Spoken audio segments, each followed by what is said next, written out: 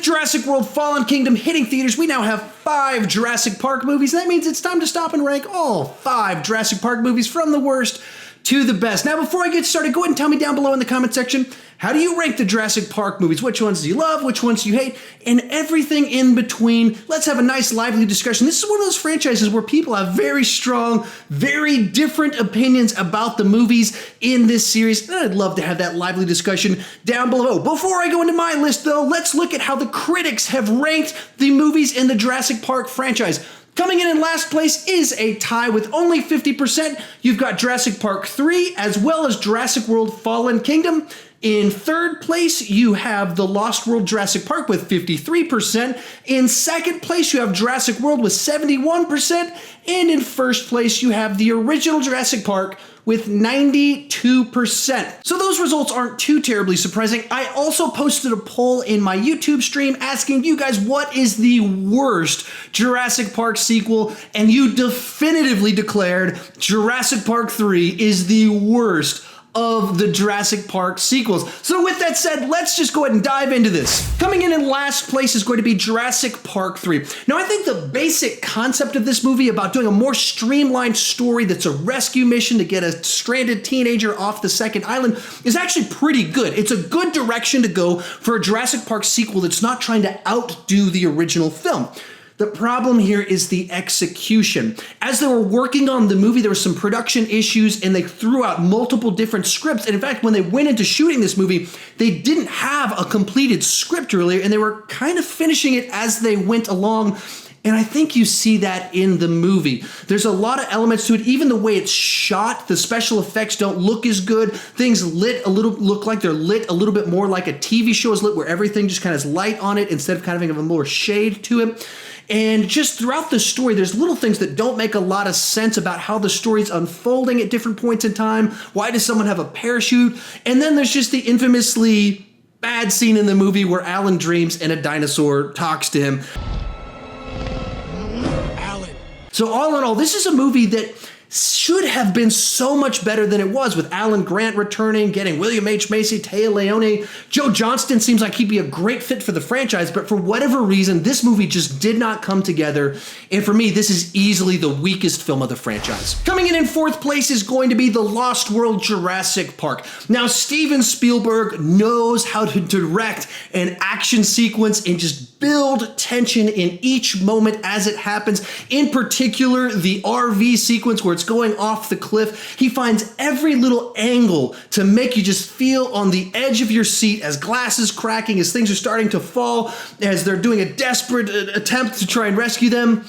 The problem here is on the story side of it, and it's a movie that doesn't seem to know exactly what it's trying to be.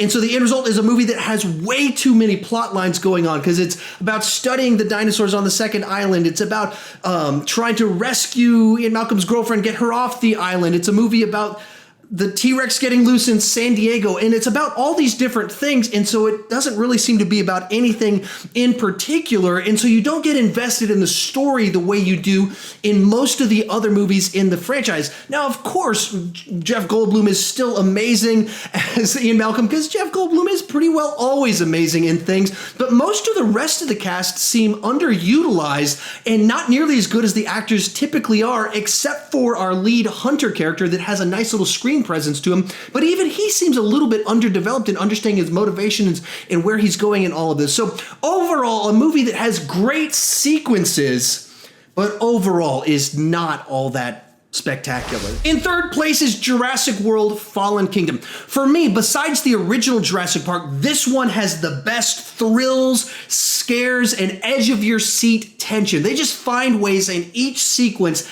to build that tension as you're like, how are they going to get out of this? Are the dinosaurs going to die? Is that person going to escape? It just does a great job of providing those thrills that we want in this franchise.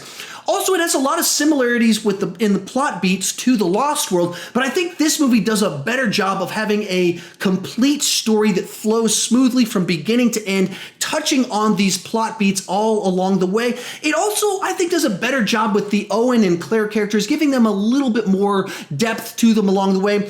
At the same time, there's also this very annoying intern character in it that just keeps screaming in the movie.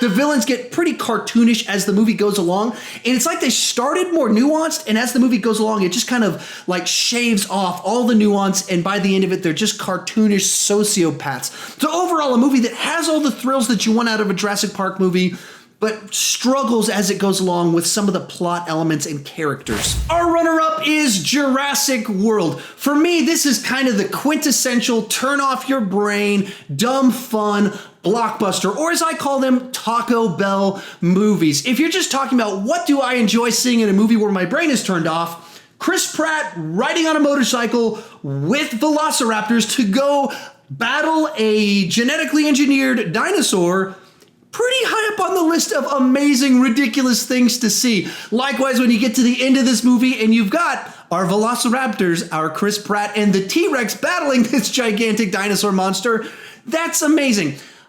If you try and break down the plot, I can't defend the stupidity of this movie. It's a really dumb movie. But that's why we all have those junk food entertainment movies that we love despite the absurdity of those films. This is that movie for me. I enjoy seeing Chris Pratt in this type of role. It's fun to see Jurassic Park finally realized as the Jurassic World with people at it. There's so many just fun sequences in it despite all the stupidity. This is a movie that I absolutely love. But coming in first place is going to be the original Jurassic Park. To me, this is one of the best crafted blockbusters of all time. It does an amazing job of taking a very clever idea for a blockbuster, combining that with amazing characters, state-of-the-art technology and special effects that were done properly, with that John Williams score tying it all together, and it just makes for a movie that I absolutely love. And what's amazing about this movie is the dinosaurs aren't freed until about halfway through the movie.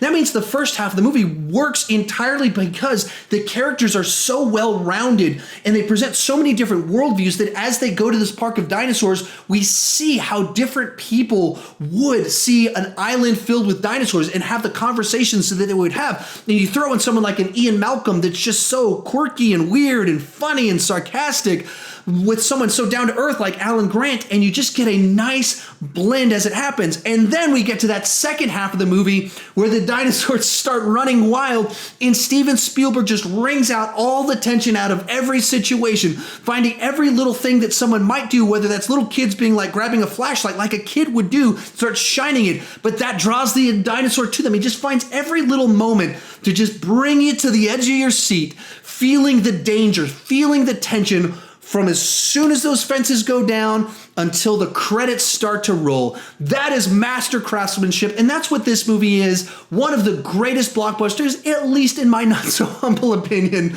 of all time. I love this movie. For me, this is an A+. This is a 10 out of 10 type of movie. I love, love, love this movie. Anyway, that's my ranking of the Jurassic Park movies. How about you? How do you rank them? Tell me down below in the comment section which ones do you love, which ones do you hate, and tell me everything in between.